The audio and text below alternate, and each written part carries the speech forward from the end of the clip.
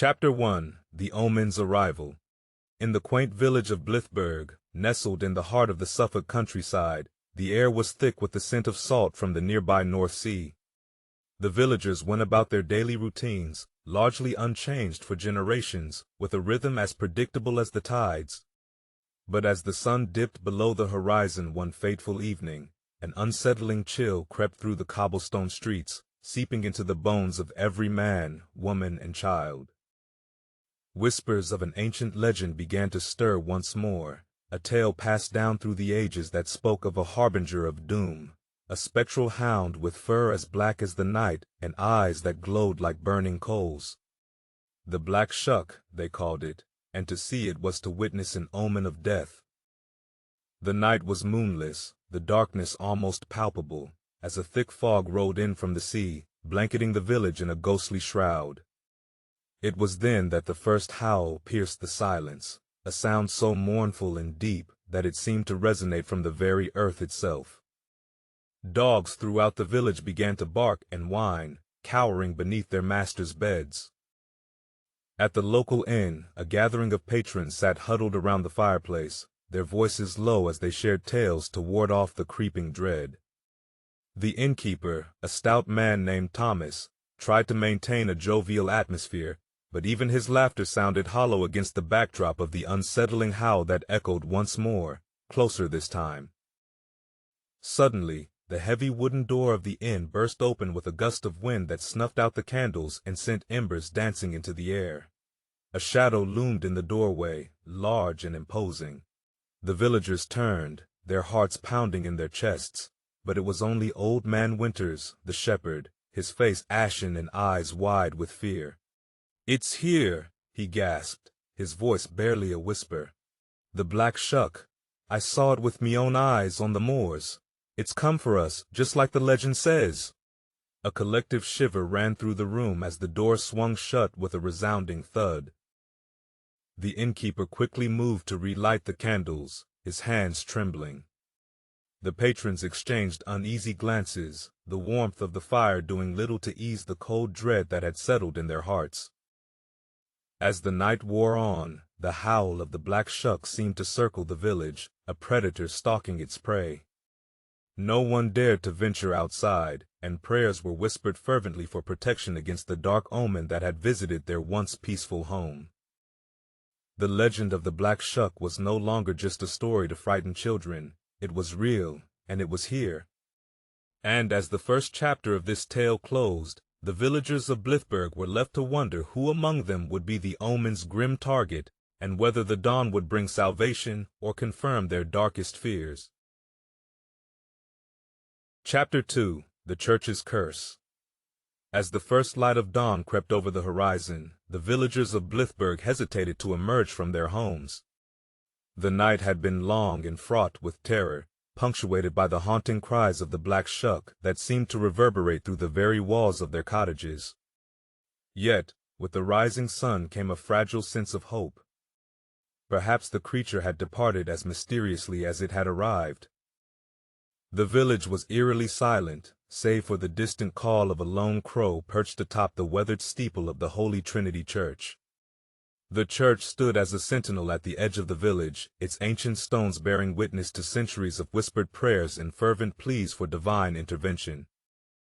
It was to this hallowed place that the villagers slowly made their way, drawn by an unspoken agreement that if any solace or protection could be found, it would be within the sacred walls of the church.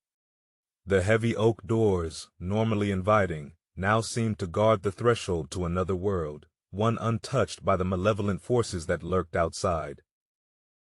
Inside, the air was cool and still, the familiar scent of incense and old wood offering a small comfort.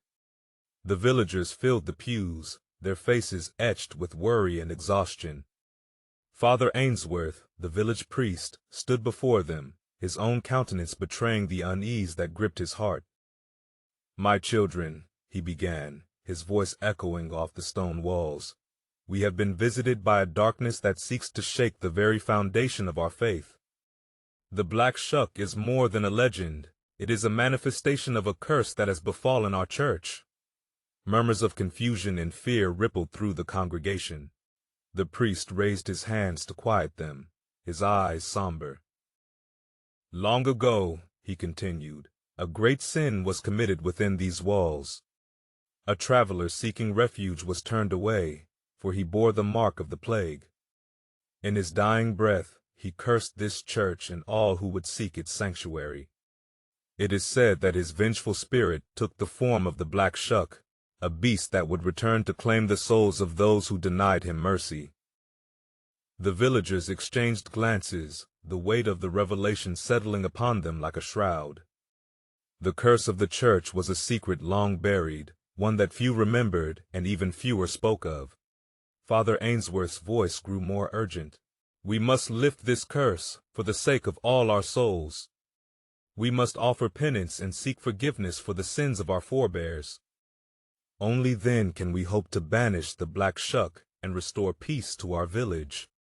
A plan was quickly formed. The villagers would hold a vigil, a night of prayer and atonement, in the hopes of appeasing the restless spirit that had brought the black Shuck upon them. As the day waned and shadows once again began to stretch across the land, the people of Blythburgh gathered in the church, their voices rising in a chorus of supplication. But as the sun set and darkness once again enveloped the village, a sense of foreboding settled over the congregation. The howl of the black Shuck, distant at first, grew closer with each passing hour. The curse of the church hung heavy in the air, and the villagers could only pray that their efforts would be enough to lift it before the beast claimed its due. As the vigil wore on, the congregation's prayers became a fervent plea, their voices a tapestry of hope and desperation.